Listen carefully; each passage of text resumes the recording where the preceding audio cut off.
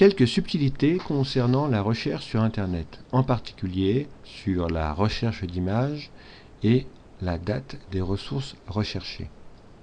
Commençons donc par la recherche d'images. Les trois sites Internet que nous avons présentés, DuckDuckGo, Yahoo et Google, permettent de faire des recherches sur des images. Par exemple, une recherche sur des photographies du lac Léman dans DuckDuckGo, nous aurons la possibilité d'aller sur Images pour avoir donc une collection de type lac Léman et photographique. Donc sur DuckDuckGo, l'interface est relativement simple puisqu'il n'y a aucune possibilité d'affiner la recherche sur ces images-là. Alors si on va sur Google, par exemple, faire cette même recherche, lac Léman,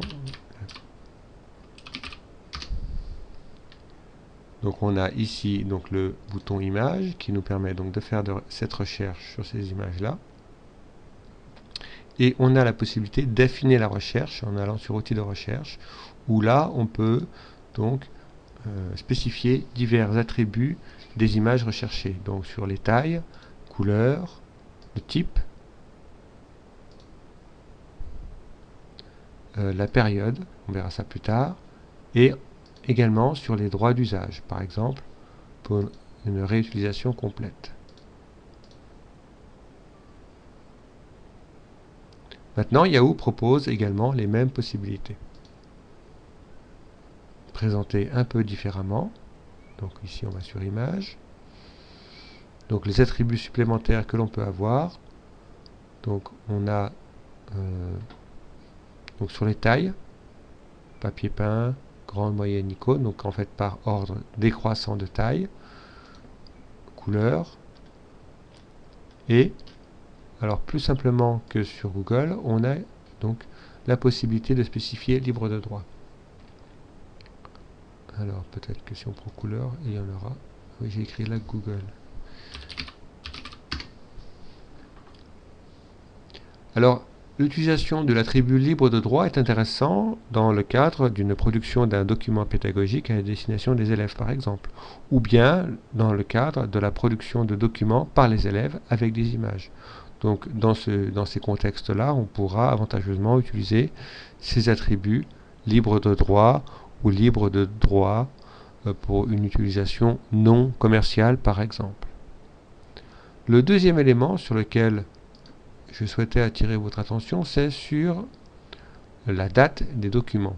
Par exemple, ici, je fais une recherche lac Léman et je peux préciser, je souhaite uniquement les ressources qui ont été publiées hier au plus. Donc entre hier et maintenant. Ou bien la semaine dernière. Ou bien le mois dernier. Alors Yahoo permet ceci. Google le permet également.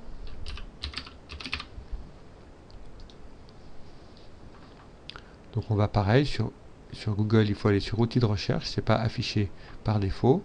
Et dans date, donc on peut choisir une heure également, 24 heures, semaine, mois, un an, ou même une période personnalisée entre deux dates. Donc si on recherche une ressource qui a eu lieu, une ressource qui se rapporte à un événement qui a eu lieu à une date donnée, ça peut être intéressant de spécifier cette information-là dans sa recherche. DuckDuckGo, lui, ne permet pas de préciser ce type d'attribut. Il se limite à donc c'est un navigateur qui est simple, donc il ne va pas dans la subtilité des attributs pour une recherche Internet.